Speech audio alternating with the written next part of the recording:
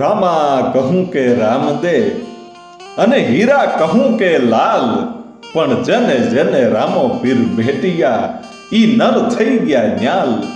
જેને જેને રામો પીર ભેટિયા ઈ નર થઈ ગયા ન્યાલ.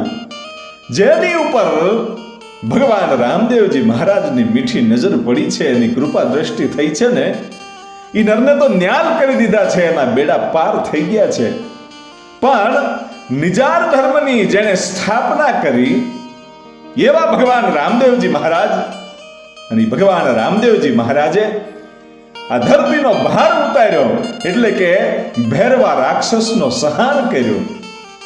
પણ ભૈરવા રાક્ષસ વિશે આપણે બહુ ઓછું જાણીએ છીએ, એટલે મારે ભૈરવા રાક્ષસના ઇતિહાસની વાત કરવી છે કે ભૈરવો રાક્ષસ કોણ હતો, કયા ગામનો હતો, એ શા માટે રાક્ષસ બન્યો, અને એ રાક્ષસ છે એની પાસે સંપૂર્ણ શક્તિ છે, છતાં એ 12 ગામની બહાર કેમ નથી નીકળતો, એ માત્ર 12 ગામ સુધી જ કેમ, એનાથી આગળ કેમ નથી જઈ શકતો, એનું કારણ શું?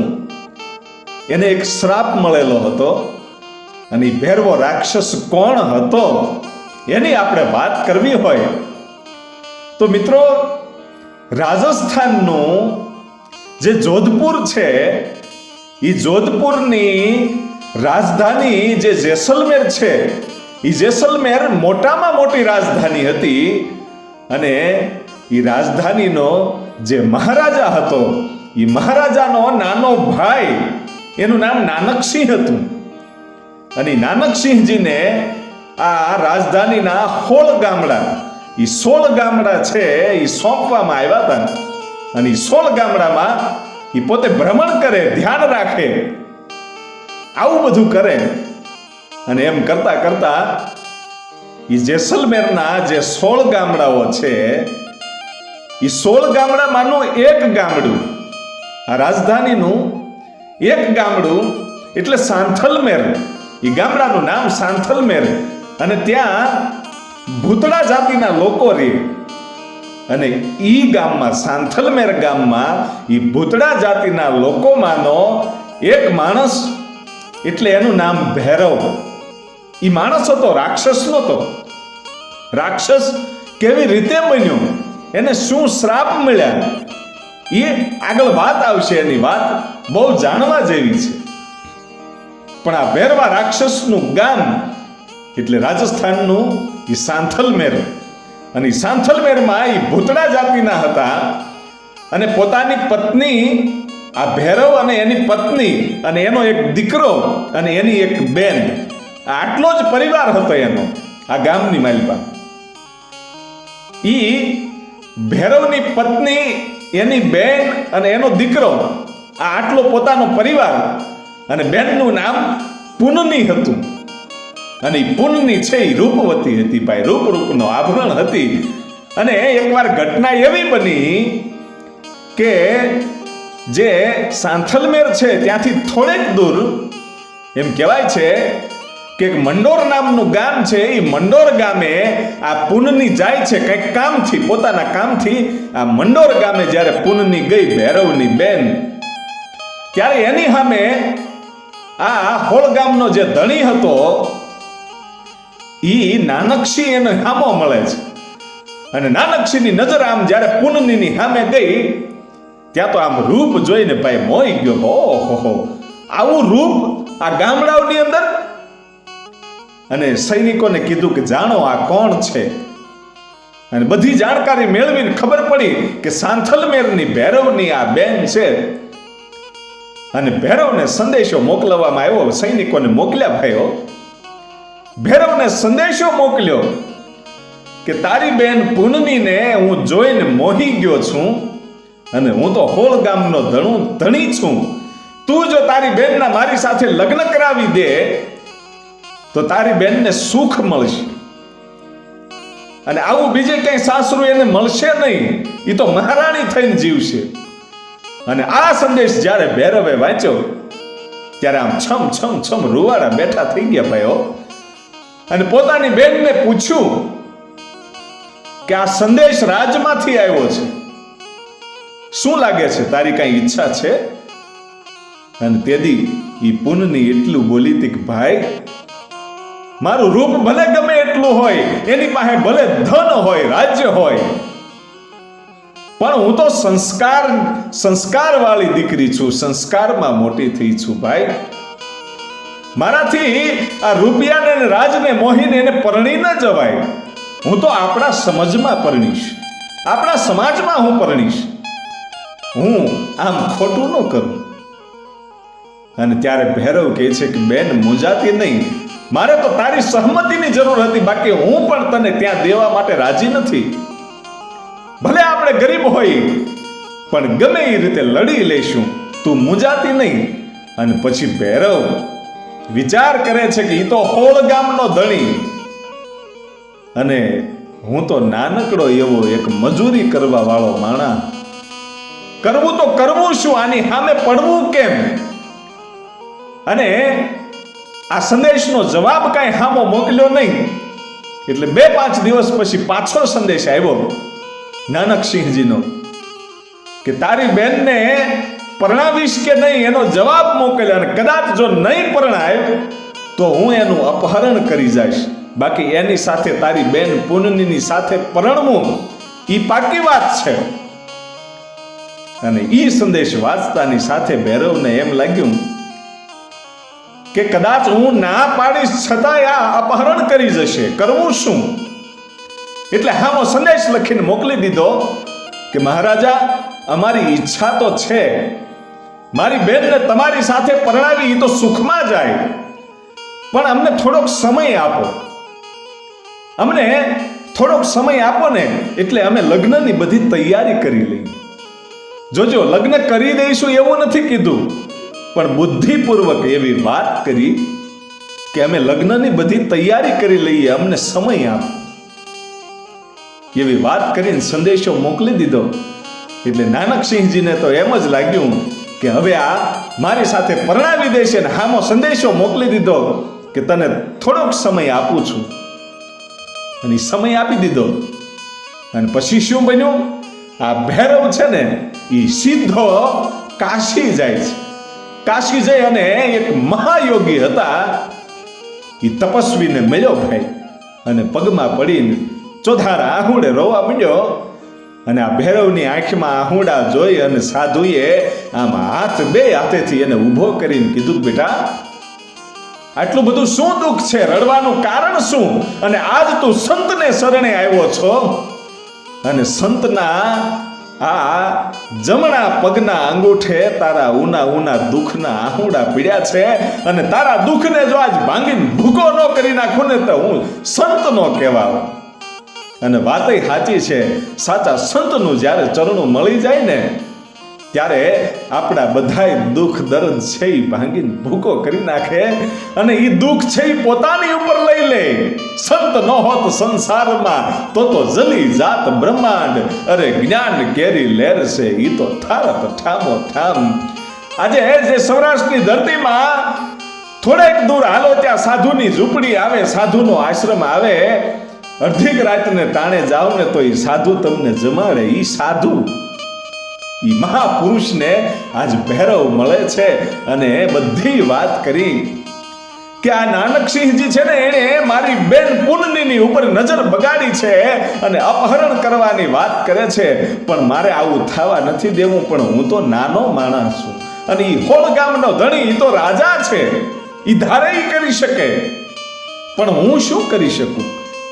એટલે હે મહારાજ, હે યોગી, આપના ચરણે આવ્યો છું, આપ જ કંઈક રસ્તો બતાવો.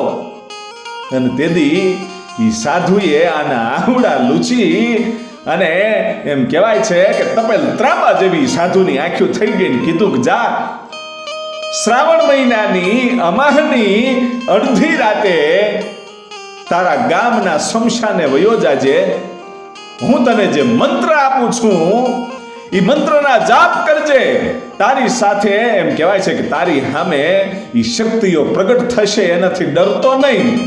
એ જ્યારે માંગવાનું કહે ને ત્યારે કહેજે કે મને સંપૂર્ણ સિદ્ધિઓ આપો, એટલે તારી પાસે સંપૂર્ણ શક્તિ આવી જશે, અને એ નાનકસિંહની સામે તું પડી શકીશ, તું ધારીશ ને એ કરી શકીશ, તું એને હરવી શકીશ. અને આવા નરાધમને આ દુનિયામાંથી સમાપ્ત કરી દેજે.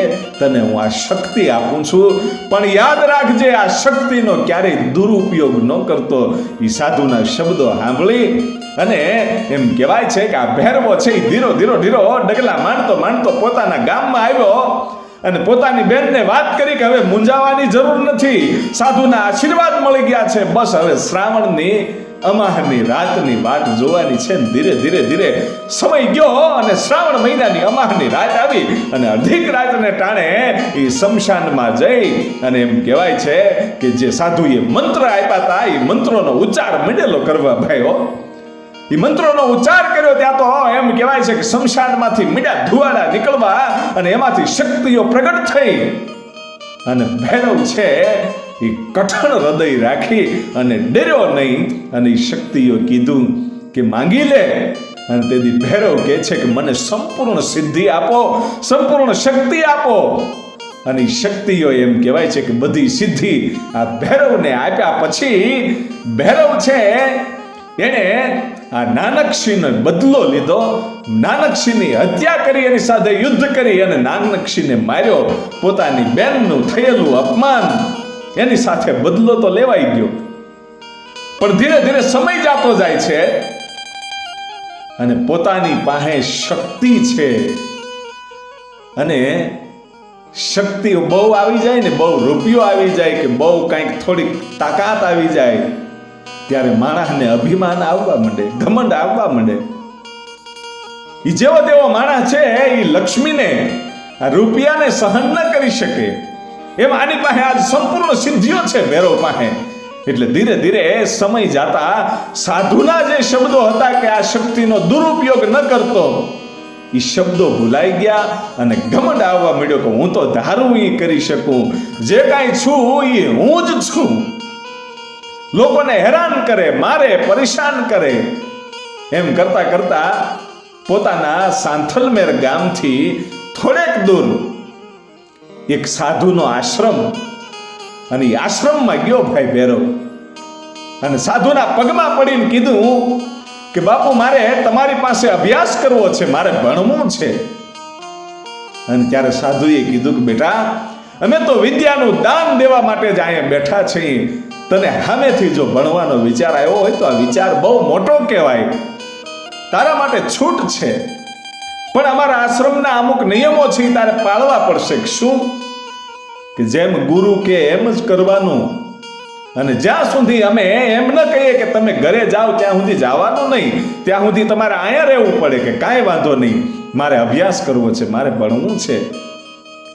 અને આશ્રમનો એક નિયમ હતો કે સાંજ પડે અભ્યાસ પૂરો થાય પછી જેટલા છોકરાઓ હોય, પુરુષો હોય, એને સરોવરમાં સ્નાન કરવા માટે જવાનું, અને એ આવે પછી જે દીકરીઓ હોય એને સ્નાન કરવા માટે જવાનું. એમાં દિવસો પછી દિવસો વીતવા માંડ્યા, થોડો અભ્યાસ છે એ આ ભૈરવ પ્રાપ્ત કરવા માંડ્યો. અને એમાં એકવાર ઘટના એવી બને છે કે બરાબર ભૈરવ અને બધા જે એના મિત્રો હતા એ સ્નાન કરીને આવી ગયા, અને પછી જે દીકરીઓ છે એ સ્નાન કરવા માટે જાય છે અને એ દીકરીઓની પાછળ આ ભૈરવ જાય છે.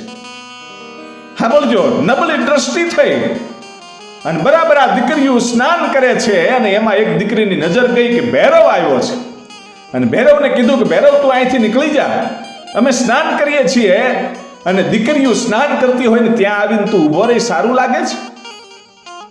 અમારી ઇજ્જતનો તો કંઈક વિચાર. અને ભૈરવને તો ઘમંડ હતો કે હું તો ધારું એ કરી શકું, મારી પાસે બધી શક્તિઓ છે. એટલો જ્યાં વિચાર થાય છે ત્યાં તો જે સાધુ અભ્યાસ કરાવતા હતા એ સાધુ તો દિવ્ય દ્રષ્ટિ વાળો હતો, મહાપુરુષ હતો.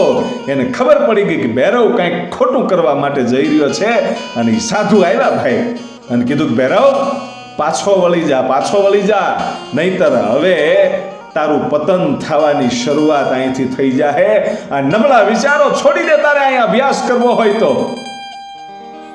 અને ત્યારે આ ભૈરવને એમ લાગ્યું કે આ જે સાધુ મને ભણાવે છે ને એ સાધુને મારી સિદ્ધિઓથી મારી શક્તિથી થોડોક ડરાવું ને એટલે એ કાંઈ બોલશે નહીં, થોડોક ડરી જાય.